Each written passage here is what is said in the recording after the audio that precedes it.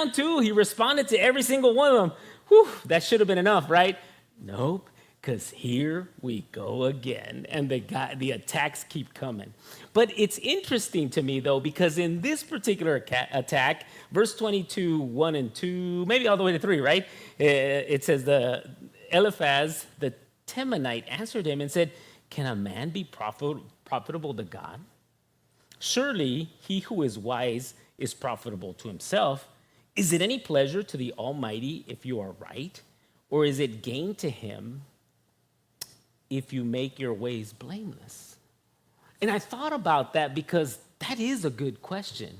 The guy may be a bit of a ding-dong, but he asked a darn good question. Can a guy, can a man, can a gal, can any one of us truly be profitable to God? And I thought about it, and immediately I remember thinking, I'm not saying it for any other reason than it's the truth.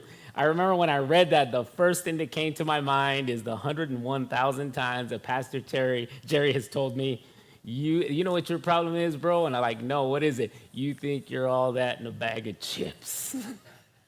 Anybody ever hear him say that to us? Right? But it fits. It really does. You know what the problem is with man? Oftentimes, I think we really feel like we don't say it in those words, but we think we're all that, plus the bag of chips, right?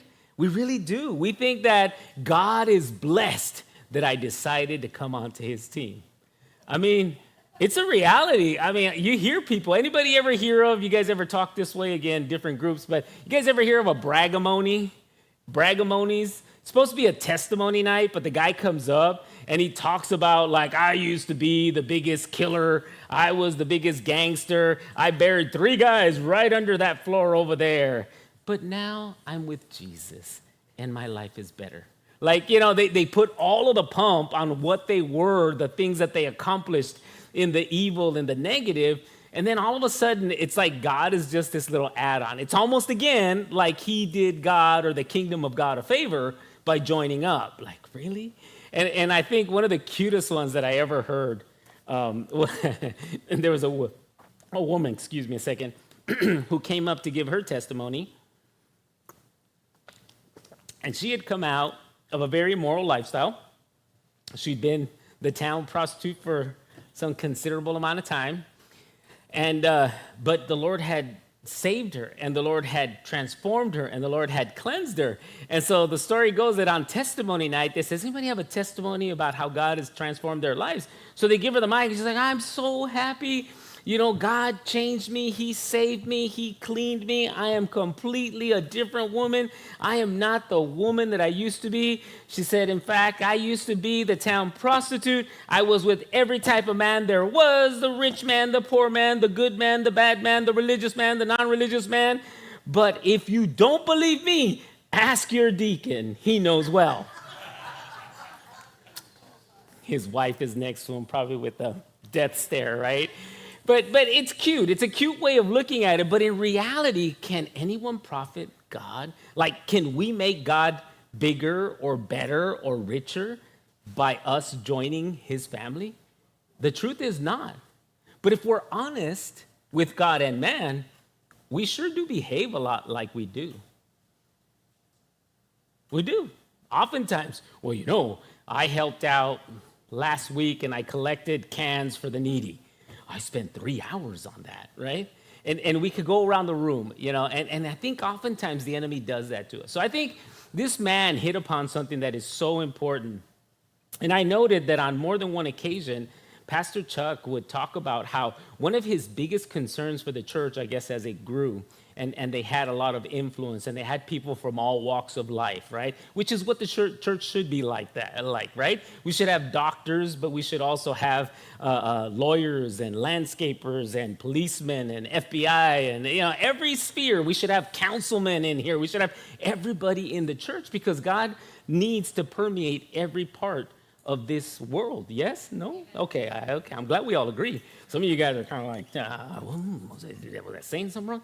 But what I like about Pastor Chuck's concern, he talked about how one of his big concerns as the shepherd was that the sheep would bear that in mind. And he was concerned that we not live a life of luxury ourselves and be oblivious to the struggles and the pains and the difficulties that the rest of the people, not just in the church, but even in their community, were going through. And I love that heart. And I think that that's always something that we have to keep in front of us. We can't live oblivious. I think I've said it here more than once. I was sharing earlier with Pastor Jerry.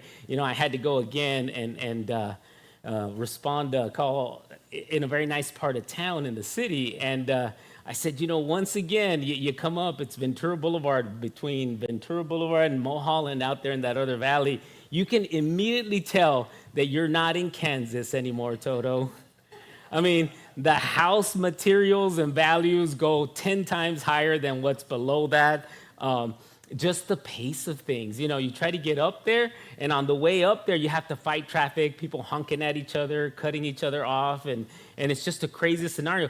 And you just go up about half a mile, and you start getting to the fancy homes, and suddenly everything changes. You don't hear the traffic anymore. There's nobody honking. There's nobody hurrying. There's people coming out with really fancy dogs, and they're just walking, kind of oblivious. I'm like, hey, that outfit is probably worth more than my car, But they're oblivious to what's going on around them. And I'm sure that it's not all of them, because there are some rich people that are very generous and concerned about community and others, right? But in general, it's a reality. It's easy, I think, as human beings to get comfortable. And hey, I don't knock it. If someone has worked hard and they have made a good living, God bless it, right? Right? I mean, if God has blessed you, that is what God has done in your life. Just don't forget who got you there and enjoy it. But I think that there is a genuine concern. And I think from a shepherd's heart, that's something that you always want to look out for. I remember Pastor Jerry was reminding me about how he's reminding the men, and he had to call us out a little bit when we were talking about God's order, right? Remember? 1 Corinthians. And he was talking about God's order. And in fact, fun fact, Pastor Jerry went on there and he reminded the women, ladies, if you got a problem with your husband, you got to contact their boss. And so, you got to contact God, because God is their head. And then I just laughed. I sent him a little meme. I said, hey, you told my wife today that if she has a problem with me, she has to call my boss. I said, so you know what she did? She called my mom on me. Similar effect, okay. But getting back into here. So the man asked a very good question. Hey, can you do good? Can you add to God's bank account by being a good guy? And then the reality is, no, we can't. Now, of course, we want to serve God. Of course, he deserves everything of us, about us. And I thought, and I said, I'm just going to go a little more sideways and want to come back in that. And I thought, money is true. Sometimes it's interesting how sometimes we'll say, God, I'll give you everything but my money. But then there are other folks who are quite generous with their money. But when it comes to the three things that I think God really calls us to be stewards of, it's the time, talents, and treasures, right? So we already talked about the money. So, and don't get nervous, guys. I'm not going to say, Trent, lock the doors. Don't worry. I know some of you guys say, oh, no, this is where the basket comes out. Nope, you're okay. But time, talent, and treasure. So we talked about the treasure. But I thought about myself, a personal conviction. It's like, what about my time and my talent? Sometimes, whether it's my time in my Pilates class, or my time at the gym, or my time at some civic thing that I really enjoy, sometimes we'll devote so much time to that. And yet, if there's an elderly person that needs to be visited in the congregation, somebody on my very own block who's going through a difficult time in my community, maybe even in our workplace, we're just oblivious to them because we so program our time in our own fashion that sometimes we make no room for God. And I think that as this church, I think we've all seen and we've given God glory for it as this church grows. I think that that's one of the things that we want to be very careful about, is that whether it's my time, my talent, or my treasure, that I truly give it to him, but not in a prideful way, because like the man asked, would that somehow make God better? Like, no, it wouldn't. It would make me better. It would bring God more glory, but it wouldn't